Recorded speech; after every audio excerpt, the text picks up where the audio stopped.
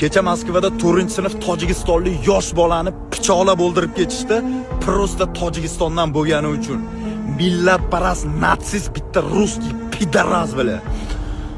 Qaranglar, men bu kontentni olishimdan sabab hech qanaqa hype emas. O'zi bu kontentni olish niyatim ham yo'q edi. Menga prosmotr, like kerak emas. Bunaqa temada vashsha o'ynashmayman men. Lekin bitta obunachim menga shu mavzu haqida gapiring, balki bizga manfaatli bo'lib qolar degani uchun gapirib chiqyapman. Men 2020 qaranglar, oldindan aytib qo'yay, men o'zimni ojiz qilib yo bo'lmasa ko'ngilchang, oq ko'ngil qilib ko'rsatmoqchi emasman. Hayotimda bo'lgan voqeani aytib beraman, может быть, sizlarga foydali bo'lib qolar. Men 2024-yil xuddi shunaqa o'zimni ukamni yo'qotganman. 19 yoshida ukam Moskvaga kelgan, bir hafta o'tib olamdan o'tgan. Oilamga ukamni murdasini olib borganman. Dadam bilan onamning yoniga. Представить qilyapsizlarmi? Onamni ko'zidan oqqan ko'z yoshlarni ko'rib shunaqa afsuslanganman.